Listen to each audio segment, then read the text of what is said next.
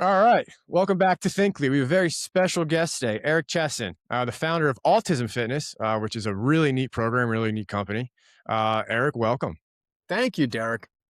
And if you could, I'll give us a little more background, a little more information on your background, the story, and the company. Yeah, absolutely. So my story is I came out of I wouldn't say a very prestigious sports career. I was, I grew up in the 80s and, early 90s playing, playing sports but communally, like going outside and playing, with friends and then, running around, riding bikes and that kind of thing. And I got to the point competitively with baseball, similar to yourself, I think.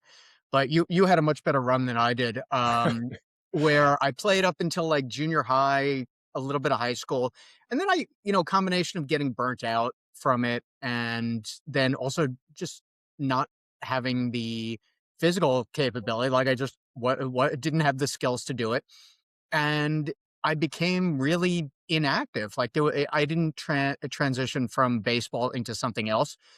So I gained a lot of weight at the exact time period in development that you don't want to gain it, like middle school, where everybody is kind and understanding and not, little mutants. Which I think affected my, self esteem and at the time a lot, and my self perception. So I walked into the high school weight room one day, like literally having no idea what I was doing. I didn't know, a barbell from a dumbbell from the universal machine, but I recognized that I wanted to make a change. So I started training, if you want to call it that. And then I got into martial arts, originally Jeet Kune Do, and then later into Brazilian Jiu Jitsu, which I'm still doing today. At 45 years old, I just got my brown belt and lifting. Like I just absolutely love picking up and pushing around and pulling heavy stuff. So that became, uh, lifestyle identity to a degree. And so I eventually became a personal trainer, as many people do, either coming from a background of being, being overweight and reclaiming, physical health and or coming out of athletics. Mine was more the former than the latter. And I was studying psychology, particularly behavior science. I had an opportunity to and at that point, to clarify, I was working a little bit with general population. Starting out very green. I was like, 21 years old, and I had a classmate in one of my graduate level classes in behavior science who said, "Hey, I know you're a personal trainer. I work in this program with teenagers on the autism spectrum. Would you be interested in, coming in and working with us? Because we've never had any type of, really, really good fitness, something that was comprehensive and met the needs of our learners." And I thought, okay, that could be interesting. And I started doing it and realized there was no blueprint. There was no best practices approach. There was no territory that had previously been tread or on an interdisciplinary model that took into account best practices in fitness, particularly strength training, Mhm. and understanding and being able to provide behavior support and coaching for the neurodivergent population. So because I kind of had the training in both and could speak both language, I could speak to an ABA therapist about behavior momentum and extinction programs, and that I can turn around and talk about squat depth and eccentric control and range of motion. Uh, so I because I had both areas of education and experience to draw on, I was able to develop a curriculum. But that was years later, because in the beginning I was just working with different individuals, predominantly adolescents and teenagers who had very challenging behavior profiles. So early on, I was working with individuals who could be self-injurious, who could be aggressive, did not necessarily have the um, the most effective communication strategies for the, and again, the mid early to mid 2000s also. So over time, I'm developing this methodology, not to have this. I never had a grand plan, to create the certification and to have people all over the world. I needed a structure and strategy for myself. I need to say, okay, how do I do this? Where am I borrowing from? Where am I taking pieces of what's working, both specific to each athlete and then universally? Like what is applicable to, a 15-year-old predominantly nonverbal individual, and what can I take from that that's also going to be applicable to, later today? I have a, 25-year-old who has echolalia and is going to, repeat a lot of. So all of these different things, where do we individualize? Where do we have structures, and how do we operate from principles of best practices in providing effective and meaningful fitness programs for the autism and neurodivergent population? Um, so that brings us to today. In 2017, I launched the certification. Now we have, I think this year we'll reach 700 certified pros worldwide. Nice. That's amazing. That's amazing. I'm curious. You mentioned how the programs are adaptable based upon the athlete or Yeah. the person that you're working with. Yep. Um, I'd be curious because you triggered my mind on one piece, the Brazilian Jiu Jitsu. Yeah. So we have a little bit of background in our family with that, but the Hmm. reason in which we found that specifically was because of being, researching and being told that, hey, this could be a good program for one of our sons who uh, maybe struggles with impulse control or Sure. needs to better understand, body control or discipline or listening, or hey, how my actions could potentially hurt the person that I Sure. am, sparring against, or rolling with. So, Mhm. it's interesting. So you take your background from all of this kind of wide variety that you have and incorporate all of that into your program, which I think is pretty neat because, it's one thing where, there's kind of the stereotypical personal trainer aspect where, they work at a Gold's Gym or an LA Fitness or Yeah. something, and they're going to come in and they're going to, have you do, dumbbells and, cardio machines, things like that. But the Sure. really neat aspect is being able to tailor it to whoever to meet the needs of the athlete or the Yeah. person which you're working with. So that's pretty neat. Yeah. I think you have to in order to be effective, especially one of my favorite things about doing this is I don't think I've ever had no, I've never had an athlete where I could phone it in based on like my pedigree of like, oh, I'm the founder of Autism Fitness. Great. I don't care. Like they do Yep. not care what the families do. Hmm. Um, but the athletes don't care about my credentials. So I have Yeah. to show up and provide them with a meaningful experience that meets their needs physically, adaptively, and cognitively. And we can go into that, but Sure. physically, okay, if I'm taking a squat or an overhead press or a push up. Okay, at what level of independence or capability with good technique can this athlete currently perform this exercise? So everything is on this gradient scale and it's subjective too. Like, do I have an athlete who is an active participant in this right now? Do they have sufficient behavioral regulation and motivation to engage in this? um, it's also important to qualify and quantify along the way because I want to create the best possible experience for that athlete. And honor their independence in the process and figuring out where the structure is going to work for them. Hmm. What type of communication, what type of coaching, can I joke around with this athlete? Are they taking everything literally? Of course, coming from New York, my first language is going to be sarcasm. So, Yeah. and I have athletes who will pick up on it also, and then It's like that you from know, Philly too. or not, and then I have athletes who it's a big question mark. They're like, did they just get that? So it's really it always needs to be a partnership with that Mhm. athlete because you're never going to force somebody through fitness or coerce somebody through fitness. And if you look at it as a life skill, if I'm Yeah. working with an athlete who's 14 years old, I'm thinking, okay, what does this look like in their life when they are 24, when they're 34, when they're 44? I have a 71-year-old gentleman that I work with also. Like, along the lifespan, how do we keep this? And I think you see this with sports also, where kid is playing youth sports, and then and then they're on a travel team, and then there comes that day where it's like they either burn out or they don't have the skill set to continue on, and then the big question is, okay, now what? Like, Yeah. where do we go from? Because how Yep. many adults really are still playing the same sport that they were playing if they were playing at at any level when they were 10 or 12? Not Right. too many. So where do Right. we start branching out and saying, okay, well, we have these fundamental skills that we need to keep developing and keep working and keep working and keep working into our geriatric years, because really it's going to it, in many Yeah. ways it's going to sustain quality of life. Yeah. Yeah. I totally agree. And I think I'd be curious too. One thing I always think about is when the to speak to youth sports for a second.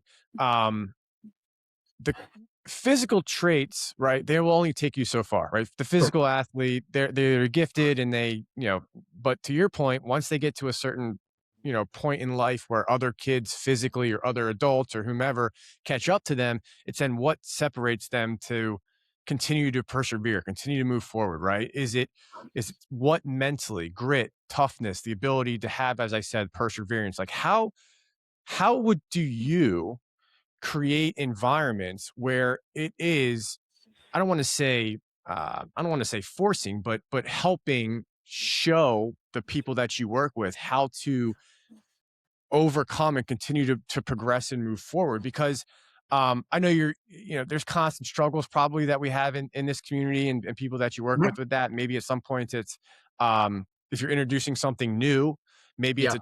a trouble, maybe it's a little bit of a, hey, getting out of your comfort zone. I'm getting good at a Mhm. certain exercise, and now I'm not really sure if this person wants to branch out to do something new because it's hard. Yeah. But anyway, all of that to say, how do you kind of incorporate that aspect of the mental continued development to work towards perseverance and developing that quality? Yeah, I think that's it's a great question. So the first thing that you have to acknowledge is theory of mind. Like, what I'm thinking about with respect to this exercise and its importance and what it may not be anywhere close to how my athlete is perceiving this, because everything needs to be tied to meaningfulness. Like, why do people go to the gym to strength train? They do it for three reasons, and they can and you can do two out of three or three out of three or one out of three, whatever. But it's for body composition, right? So gain muscle, lose fat, whatever. Second is for sports performance, Hmm. right? So become stronger, more powerful, build endurance so that you can use it on the field or on the court or wherever, on the mat. And then third is for life enhancement. I want to go up and down the stairs without being fatigued at the end. I want to be able to carry a heavy laundry, up or down the hill to the laundromat. I want to be able to carry groceries. I don't want my back to hurt, that kind of stuff. Right. But for many individuals with autism or who are neurodivergent, that meaningfulness, like taking those two things and attaching them, is not immediate. Even the feeling, like the cathartic feeling, or all of the, feel good neurotransmitters that occur after exercise, like the feel good Yep. hormones, like even that may not, I can't assume that that's going to be an immediate connection for my athlete. Like they're going to walk out of the gym and go, "Oh, I feel better." I'm connecting that to Sure. to the push-ups and squats that I just did. So my job at a very minute and or a very acute level is to make sure at every moment that I am tying some meaningfulness to the exercise, to that session for that athlete. That athlete may never truly enjoy exercise, but they come in and they trust me, and they appreciate the time that they have with me. Like, I'm chill with them, Yeah. I joke around, or we have a good conversation. I'm giving them choice, I'm giving them autonomy, and it's more about the relationship than it is about the training itself, which is not really that far off from a lot of people who hire personal trainers. They're like, "Oh, you hear general population. You hear you go to a commercial gym, you hear people complaining all the time, like, "Oh, I have to do another set," or like, "Yeah, have to." Great, but they have already assigned the meaning to that push-up set that they don't want to do to the outcome. Like, oh, okay, my shoulders and my chest are going to be bigger. Great. So the the challenge for not all, but many of our neurodivergent athletes is pairing that meaning. And the way that we do it, Oh, the two best ways to do it, offer choice. So an athlete comes into me first time or 100th time, like, okay, what do you want to do first? Do you want to do this or that? You give them a sense of autonomy where they may not have it. Take an adolescent on the autism spectrum that has a very regimented day. How many opportunities do they, like real opportunities during that Tuesday, do they have to make a choice about what they want to do? I'm sure. giving it to them. Like, I don't care if you want to do a push throw or an overhead throw first. Go ahead. Right. And the Yep. second thing is providing behavior specific praise, like feedback that is intended to get a particular response. So if my athlete, I see them really focused, really engaged, pulling on the cable and then slowly going into that eccentric, like awesome grip, super focused. I am acknowledging what they are doing correctly and what Mhm. they're doing really well in the moment that they're doing it. So I'm making connections where they may not have made the connection Sure. before. Because So again, it's more I'm about the not process than the outcome per se. yeah. Yeah. Mhm. You have to Yep. build the meaning in where the meaning doesn't otherwise may not otherwise exist. Because I Absolutely. don't know. Like I'm not going to presume I'm going to presume that the athlete is competent and capable, but I'm not going to presume that they are thinking something that I can't objectively qualify. Like, oh, they must be thinking how strong they're getting. I don't know that. Right. I have no idea. But if I offer that to them, like that, actually, I have an athlete right now who's doing trap bar deadlifts with 110 pounds, right? But even then, he knows it's heavy, but I still have to qualify for that for him. Like, dude, you just did 8 reps with Yep. 110 pounds. That's Yep. incredible. That's like Yeah. beast level strength, and he'll nod and like, oh, okay, yeah.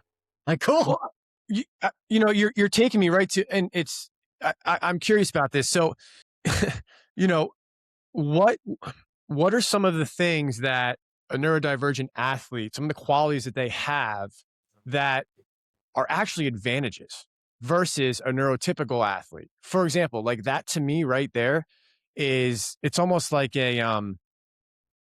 it's I don't want to say it's a pain tolerance thing, but it's basically it's they're not letting themselves think about how difficult it is. They're just going in and doing it. Yeah. And I can think of kind of in our world where the physical response to pain is different than the mental one with failure. So Yeah. physically, if something happens or it's a tough rep or you get knocked down or you get pulled some certain way, it hurts, but the pain response is almost more stoic Mhm. and it's not as it's just not as like maybe we would react or a neurotypical person may react where there's a Yeah. show of pain, but at the same time then um that person maybe not is not going to respond that way, but if they don't complete a task or in their mind fail, it's usually met with negativity, right? Like they're Mhm. down on themselves. They failed and all of that. So like, do you kind of see that in with your athletes or like how do you kind of go about that? Yeah, it varies a lot, and there's some interesting emerging research about perception of pain and pain tolerance, which I could speak about this for 2 hours easily because sometimes you have an athlete, and I'll by the way, when I say athlete, I refer to all the individuals I work with as athlete. They're my Yep. lifestyle athletes. They're Yep. getting stronger, moving better. That's all there is to it. So pain tolerance is an interesting one because in autism, there's a tendency towards either hypersensitivity or hyposensitivity. And I've had athletes who the first time it's either the first time they were doing an exercise or when we're progressing it, I have one athlete who I'm thinking about in particular right now, who I was progressing him from 2 pound weights to 4 pound weights. And he would say, "It's too heavy." And so, yeah, they're pretty heavy. Go ahead, go ahead, press them. And then he would say, it hurts. Mm, Here is an interesting from both an ethical and a practical perspective. He's saying it hurts, and I have to honor that.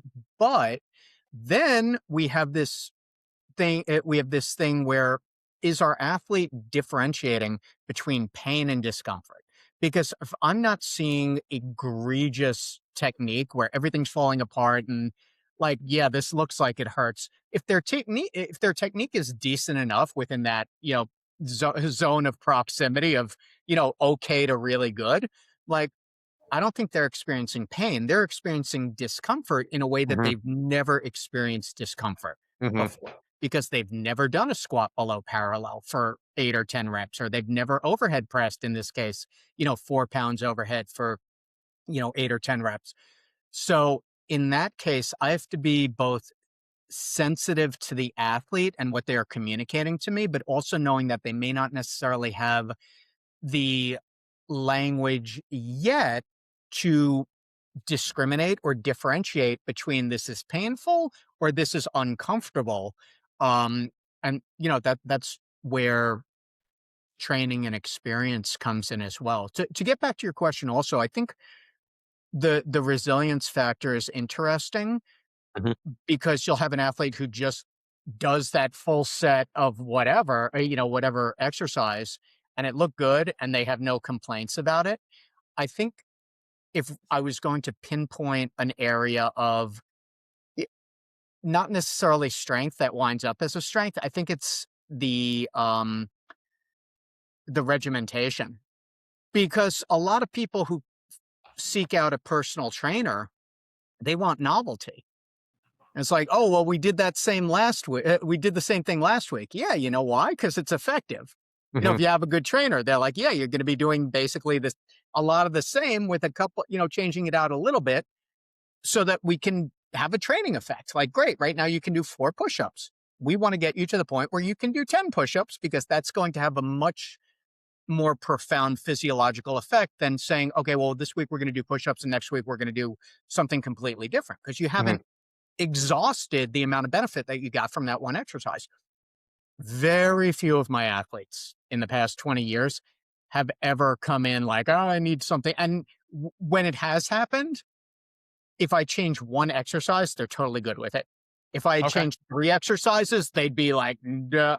So it's also the, what is reasonable too. What's going to be effective?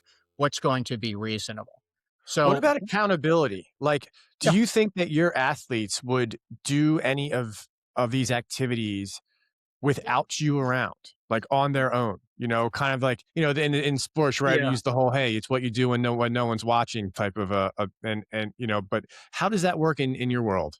It's such a great question, because I've had no less than three like long form conversations with colleagues, or some of my certified pros about this. Is one of the one of our jobs, like one of the things that we are getting paid for, is to be accountability partners. And I've had many families say, the goal is that we want, they say our kid, but it could be, teen or adult.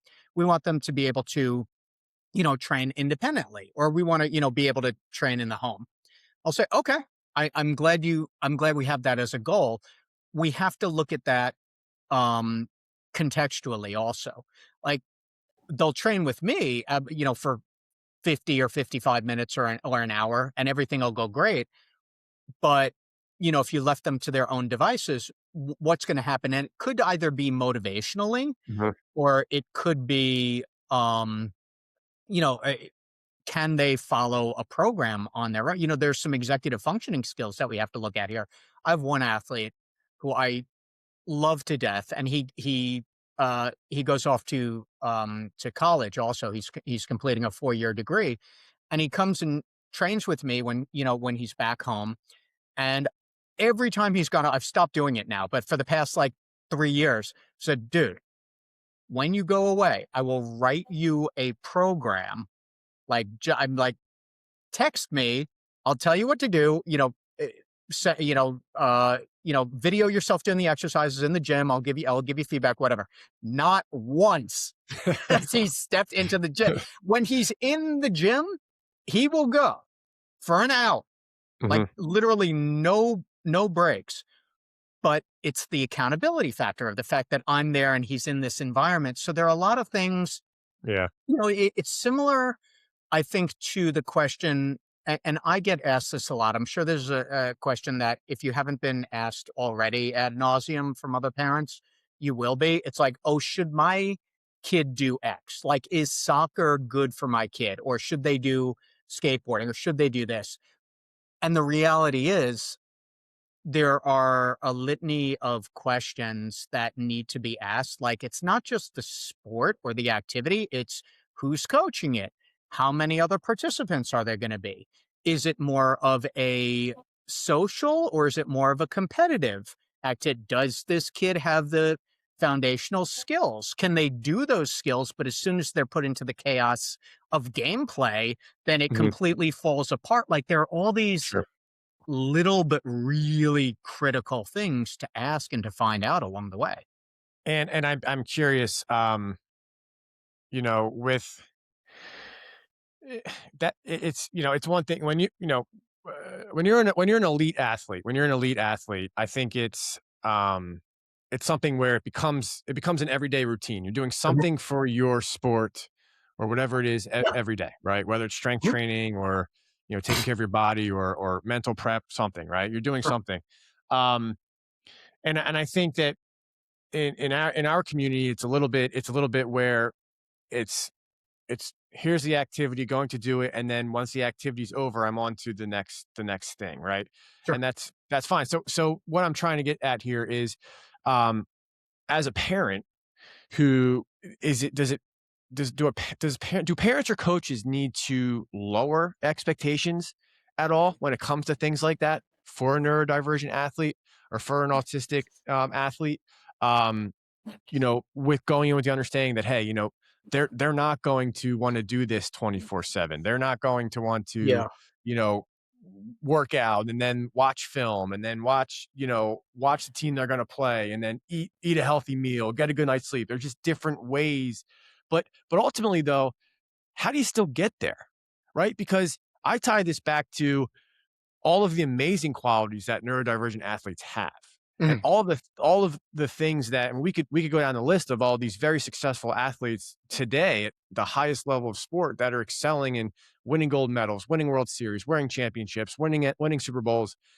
And I'm just but when we talk about some of the struggles, do we ever have to like lower our expectations as a parent or as a coach when working with kids, or can Yeah. we say, hey, we're still going to hold you to a high standard. We may get there differently, but we're still going to hold you to a high standard. How do you kind of navigate that, or I guess what's some of the Yeah. suggestions that you may have? It's gonna sound technical, but yet you need to establish baseline. Like, you need to have a reality check for what's going on now. And I I would prefer, and this is not at all, I'm always gonna hold my athletes in high esteem, but I would always rather be pleasantly surprised Hmm. than give an athlete something that I know they are not ready to handle And so that gets yet. into the overwhelm aspect. Yeah, exactly. And again, coming back to those 3 areas of ability, like the physical, the adaptive, and cognitive, I have to measure all of those things against what is going on right now. And I'm sure you're keenly aware of this from the sports world. One of the worst things that you can do, I say worst, not as a charged term, but why do kids quit sports? They quit sports because they were were coached Burnout. poorly Hmm. and burnt out and hate it and never want to do it ever again, or they just lack, they lack the skills and that competitive drive. Also, I think that there's something to be said about supporting with structure, because Hmm. you never want to get into a have to. As soon as you get into have to, it's going to be dead in the water because have to becomes a conflict.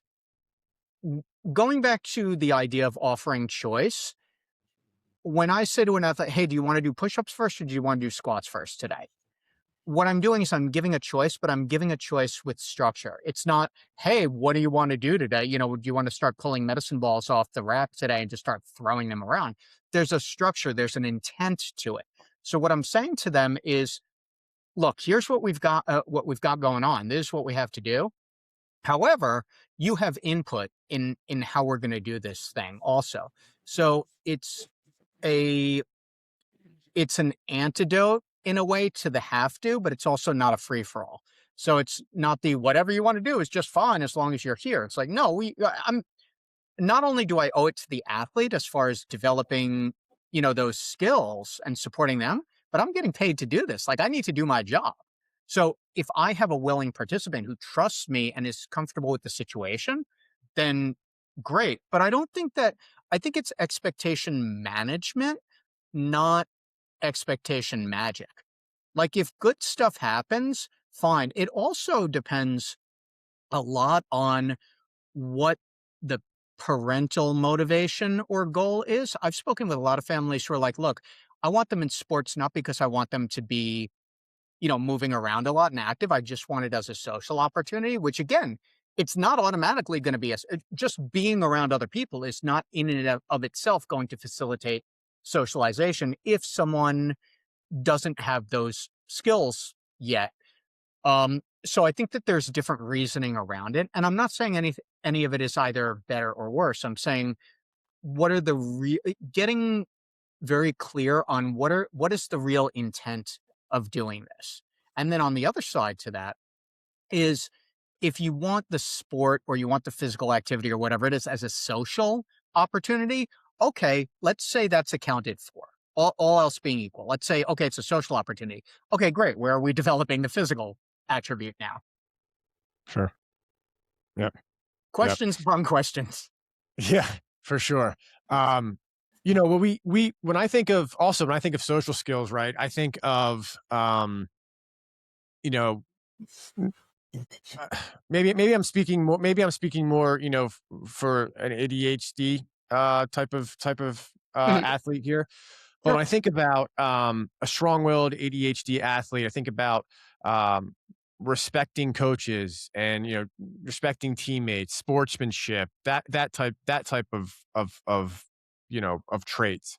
Sure. And for me, it's just how I guess how are you able to incorporate that in your workouts? And I don't know if you can, but I'd be curious if you have any like kind of tips or tricks for, maybe the parents that aren't a part of a program like yours or aren't in an actual gym, but maybe they're at home and their kids are involved in sports and they're Mhm. kind of not really sure of what to do. They kind of want to help their athlete in some way, but they're not 100% sure where. Like what are some maybe, you know, away from the gym type of exercises or situations that you could help parents kind of put their athletes in.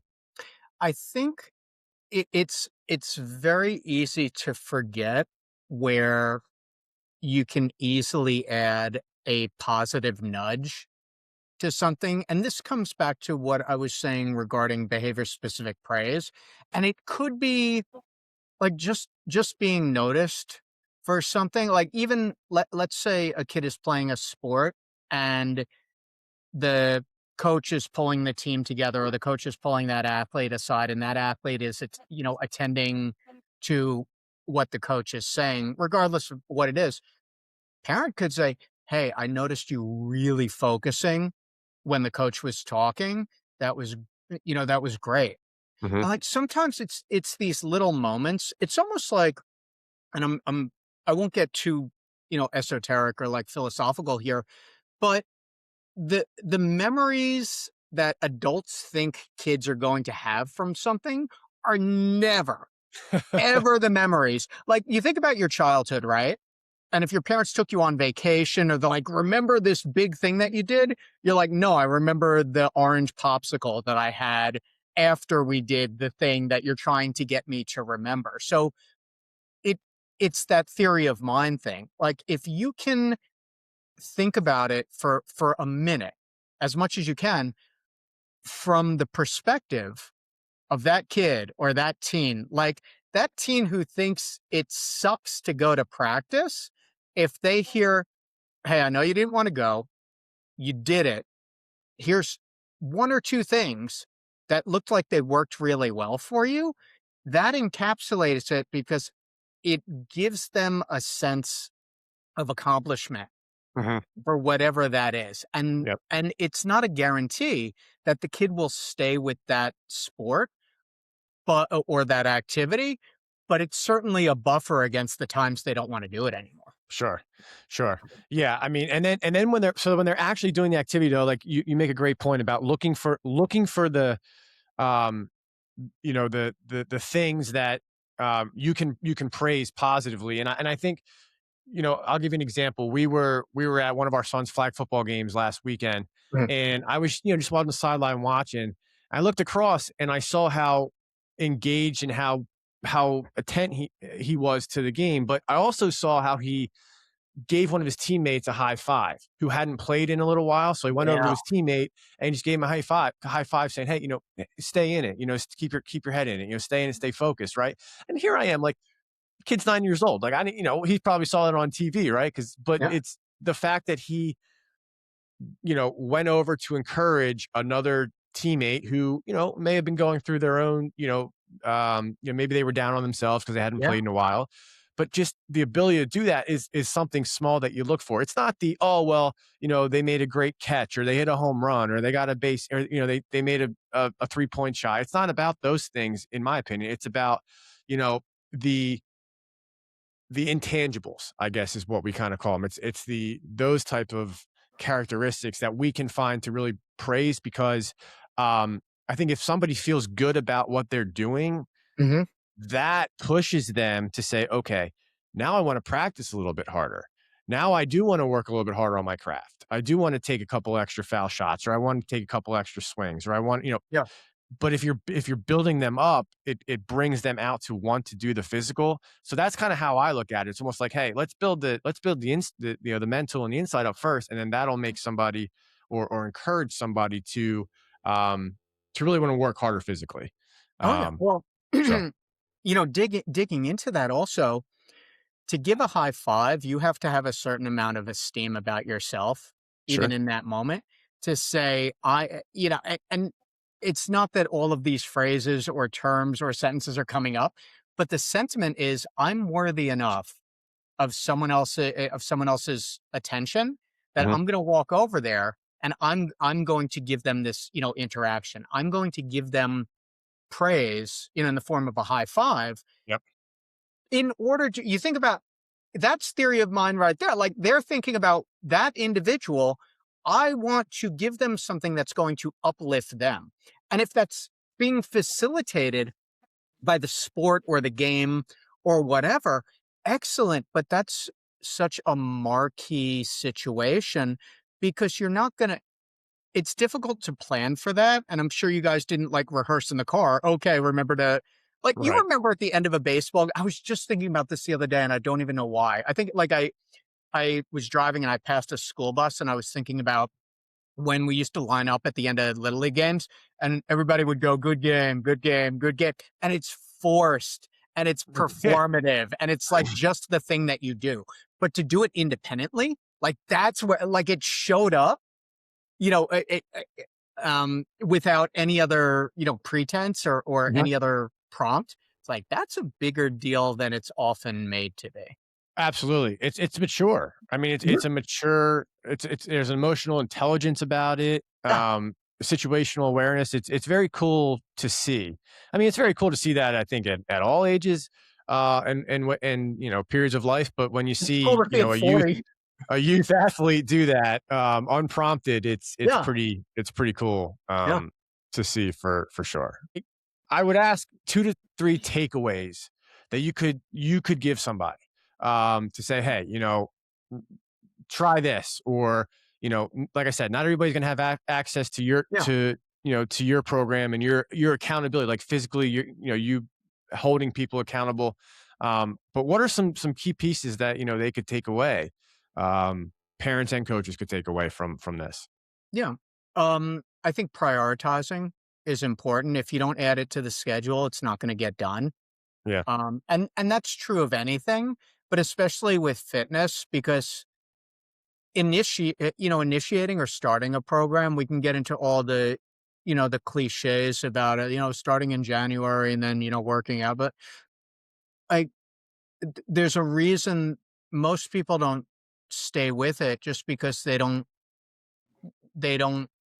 continue with keeping it on the schedule, or they deprioritize, something gets in the way. Right. I think if anything is important, then it needs to be on that priority list. And it's that second thing of expectation management is, what are our goals? What is um what is an appropriate short-term goal? Where do we want this long term? I think a lot of it is keeping the importance in check. Like, I I'm biased here, but I would say that fitness is absolutely necessary for maintaining and improving quality of life, especially into adulthood. But if we treat it with urgency into, oh, you have to do this, and if it's like loaded, if it's a loaded interaction between a parent or a professional and that individual is not going to stay with it, or they're going to have an aversive reaction to it because it's not being done with them. It's like being done at them. You do fitness Yeah. with, you don't do fitness at. Right. So I think it's prioritizing and recognizing that success is not a 100% linear process also.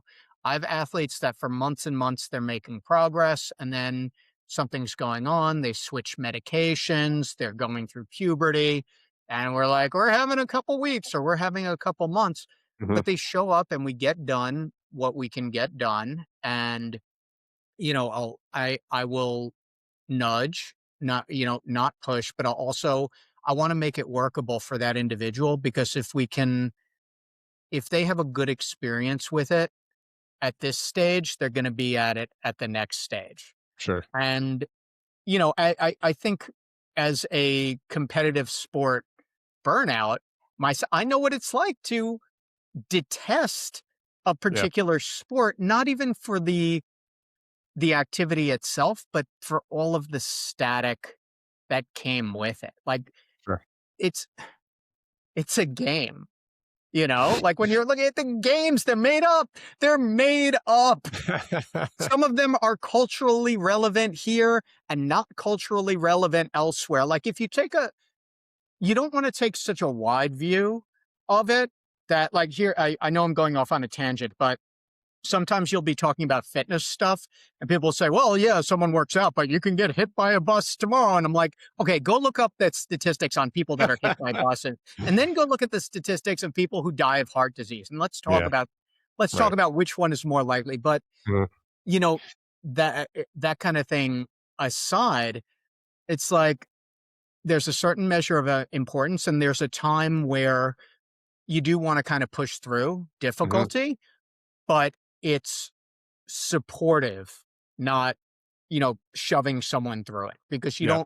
you don't want that type of animosity to exist within something that you want someone to enjoy. You just Sure. they're it's counterintuitive. What is your communication, your interaction with their parents? Mhm. What expectations are you setting with the parents? What is, maybe some scenarios where the parents have kind of overstepped, or, maybe you've wanted to create more separation between you and the athlete and the parents. Maybe it's somebody in their teenage years, or a little bit, Yeah. yeah. How do you kind of handle that? So one of the things that I've recognized is I need to, in most cases, meaning that I'm not just working directly with that individual, their parents or their family members are involved. Right. There are two levels of trust. I need to establish trust with that athlete. I also need to establish trust with the family because and I understand this too. And I used to so years ago I would get a little bit annoyed if parents were going to helicopter around during my, first or Sure. second session. But then I Sure. realized they still don't trust me. Like, yeah, they found my website. Yeah, they found my Instagram. Yeah, you're like, great. But now I'm working with your kid, Yeah. again, regardless of age. Like, you should be there. You should watch, make sure that you trust me and that that I know what I am doing.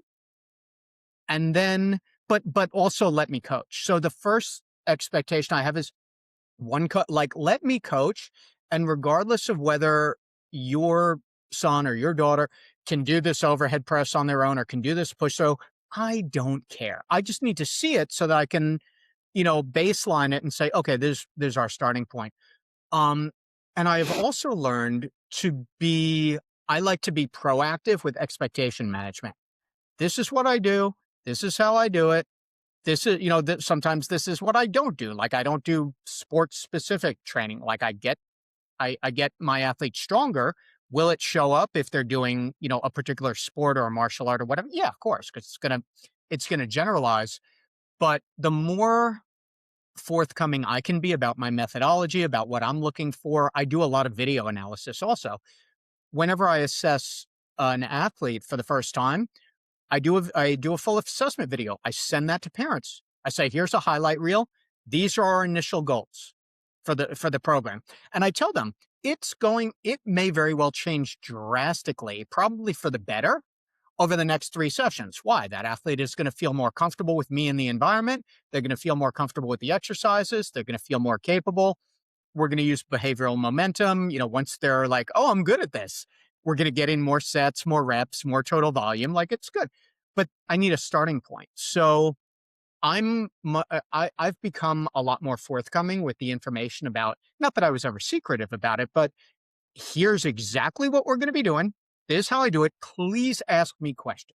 Because I know if I have a family that's asking me questions, that they're really invested in this. Like, oh, what about there's a difference between, asking questions and making demands also, which I don't get a lot of. I don't get like, oh, well, every once in a while it's like, oh, well, what about, what about abs? And then I have to explain, well, the core and the trunk operate this way. And, I know you've seen people on, Instagram or TikTok doing, 1,000 crunches a day. And mostly what they're doing is putting their neck into significant flexion without any actual contraction of the abdominal and abdominals. And mostly, you learn to read things. Also, like most of the time, when they say, "What about his core, his abs?" They're like, we want them to lose weight, and then you have to have a nutrition conversation. You're like, you can do as many crunches as you want. It's Yeah. not gonna get over a caloric surplus of 650 calories a day, which are all these are things that I know all these things because I don't know other stuff. Like that's why I have, an accountant. That's why I have a financial manager. That's why I have a physician. I know this stuff because there's a Hmm. lot of stuff that I don't know. So if I can educate a family on this is why I'm doing this way. Um, and I think that is an absolute necessity from the professional side, but also from the parent side. And I will tell you, the professional training fitness industry, especially in the United States, is an absolute mess because there's a very low bar to entry. So just because someone is a, certified personal trainer, like it, unfortunately, it doesn't mean a lot. So you want to ask about their philosophy, about how how they plan out programming, uh, how they track, what's their programming, background. Ask for references, that kind of thing. Because unfortunately, look, I would love if we had a licensure for fitness professionals in the US. It's never going to happen. So the consumer needs to ask questions and they need to verify people. Yeah. Um, let me switch gears here to the athlete for a second again. Yep. What qualities make the athlete that you work with more successful versus another that maybe you also work with that is struggles a little bit more? Um, it's a good question because it varies a lot. I think just showing up. Like if you show up, we'll get something done. And I think it's as simple as that sometimes. And Yeah, also their willingness to just to just do the thing. keep But going. so much of that is on me also. I have athletes who through no fault of their own are coming in really dysregulated or really upset, or they have difficulty transitioning from being in a car or or in a low demand situation to now they have to squat and press and they have to be in a facility that even if we keep the music low and the lighting is okay, it can still be overwhelming, especially the first or second session. Mhm. So it's the athlete is bringing what they're bringing. And with so many athletes, I'm never going to have the pull aside conversation of, hey, if you focused or if you did a couple extra sets on your own outside this, it's like, that's not Not going to happening. happen. That's not No. feasible. So it's up to me to partner with that athlete to get the most out of every minute that we have together, whether that's, once, twice, or three times a week. So when the athlete comes in to your complex and you meet with the athlete before the workout starts, Yeah. will you go through every single thing that they are going to have to do that day, or do you approach it where it's just gonna kinda be an as we go type of a thing? Because what I've seen is that the Yeah. more prepared proactively that the athlete is, Yeah. it seems to your point, the word transitions, they seem to go better. Yeah. How do you handle that? We'll just go over to the dry erase board and I'll have the list of everything. Every once in a while, that backfires also because you have an athlete who perseverates or gets really anxious because they see this whole list of different exercises. So I've had athletes where I've had this robust training program that we're going to do, but I can't give it to them all at once or they're going to get overwhelmed or they'll start crossing stuff out and then it just becomes this battle of wills of you can cross it out, but we're still going to get to that at some Sure. point. So I've learned most of the time, I will write out the program and then just say, so after you and I are done with this interview, I'll go work with one of my newer athletes. And on the board, I'll say, do you want to do push throw or scoop throw first? And he'll choose one and we'll, check it off. Usually during his break or in between sets, I'll mark off, how many sets or how many reps he did and then come back. So that tends to be successful. I like the athlete um, having the vantage point of being able to see what they're doing and when they're doing it and what options they have and how much they have left. And also for me, when you get an athlete who wants to hightail out of there and how much do we have left? I'll just say that take a look at the board or let's reference the board Yeah. because then I don't have to be the one saying, well, you still have, I'm like, oh, let's check the Mhm. board. The board Yeah. says this. I don't say it. Well, I put the board together, but I'm not saying this. The Yeah. board is saying this. Yep. Yep. Yep. Yeah. And it gets back to accountability too, right? I mean, it's the whole thing about, and I think about this a lot. I think about, you just said it, right? We have the athlete that's going to, check off all of their exercises as they do them and then boom, they're done. Mhm. And I just am always very curious about being able to find the athlete, neurodivergent, neurotypical, that is able to say, hey, I did everything but I still want to do more. Yeah. Or I want to do something a little extra, or I want to do, I want to try this as well. And, to me, that when you get that, it's like, wow, they're not burnt out here, or they're not Yeah. because they actually really love what they're doing and they enjoy it, and so it's you gotta look for those small wins, I guess. But I have a 40-year-old athlete who I just started working with virtually. And I usually don't, it takes very specific circumstances for me to work virtually because it usually is a no-go. In this case, it worked. So he's working in the basement gym in his apartment complex. And we've only had three or four sessions together and very stoic, like very straightforward, very few words. And at the end, I had him do, he was doing lateral raises and he finishes up and he said, let's do one more set of squats and then one more set of push ups. I'm It's like, cool. all right, That's cool. okay. Like that, coming back to that idea of being pleasantly surprised. Derek, I have no idea what prompted it. I have no idea why he wanted to do, but he just wanted to get after Yep. it. And Yep. this, by the way, is at 7 o'clock at night. And this guy works, 5 days a week too, doing um some manual labor stuff. Like, all right, let's go. So Yeah. something, and again, start I don't want to start creating all of these bullet points like, oh man, like, oh, the confidence. And now I'm like, this is cool. Yeah. Like, he wanted to do extra, awesome, but I Mhm. don't want to overemphasize and start saying, well, look at the amazing work. It's like, Sure. no, there's a really good sign. Yep. For sure. Maybe, next week when we work together, he will want to do a couple extra sets. Maybe he won't. Yep. But right now, this is a good sign considering that he just started out. And Yep. you have someone who is detrained through no fault of his own. Like he's never had a trainer or consistent Yeah. program. Yeah.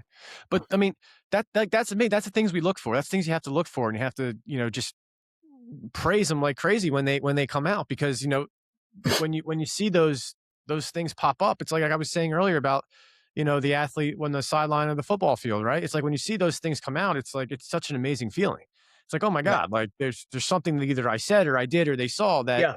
now they're bringing out. So it makes it seem like it's all kind of working a little bit for a little while. Yeah. We Um, In Autism Fitness, we called it the I've got this moment. yeah. You see an athlete who's just like, I got this. You're like, all right, I am stepping back and just letting this occur. Because independence is ultimately something from a social perspective that we need to help Hmm. develop as well, and Yeah. it couldn't be more true. So I'll ask you this last question, I guess. So Yeah. I know we're coming up on the hour here. So what I guess what would be the one key takeaway from this discussion that you'd like to share to close this out? Oh, number one, the mantra that fitness is a life skill and that it can and should be scalable. Hmm. Also, because so many families when they reach out to me or they reach out to one of our certified pros, they're like, "Oh, I don't think that my kid could do that." But they can. We just have to make it accessible Hmm. to do that. Like there are Yep. very few situations in which we can't implement something at a meaningful level. And I think it really comes back to a lot of the ways that we look at fitness culturally. It's like, oh, just the people who want to get in shape. But strength is, and I think especially now, we're recording this in the early part of 2026.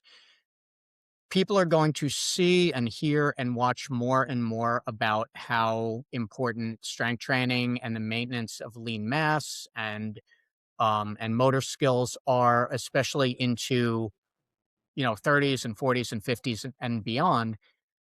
So, is this something that we are willing to say, well, we're not going to invest time and resources and energy into providing for the neurodivergent population simply because it's going to be a challenge, or that we need to add something, or that that there are going to be some barriers in place, whether imaginary or real?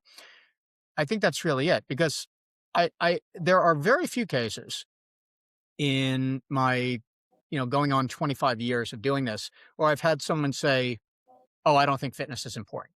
Like nobody's going to say. If they do, it's another debate to have, but then how many people are actually implementing it?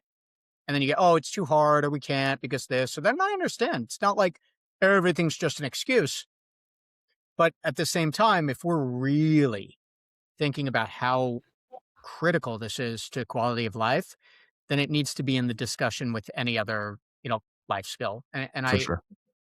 the research is there. Like and I'm happy to provide, but the research is there on how important strength training and regular exercise is for all populations. Now it's just getting over um, the hurdle of implementation and prioritization. For sure. Mm. For sure. Well, hey, I think what you do is amazing. It's absolutely Thank amazing, and I appreciate your time and coming on. And it's just been a wonderful conversation. So thank you so much. thank you. I appreciate it. Thank you for letting me rant for about an hour. Nope. Yeah, I really appreciate the message of your podcast and the experience that you bring in, and being willing to share your story also, especially, from an early start. For sure. For sure. I mean, ultimately, it is a bit of a unique story, and we just want to be able to help people that may be going through similar things or may not yet, but they will. And again, to your point, we just, it's so much about the small wins, but it's also about finding the environments and the coaching and the type of programs Yeah. where our neurodivergent athletes and children and adults can thrive in, right? Mhm. And if we can all just kind of help guide, and whether it's through discussions in podcasts or it's whatever else is out there, if we can kind of all create these environments where people will succeed, then we're taking steps in the right direction. So, all right, Eric, I appreciate it. You got it. Thank you, Derek.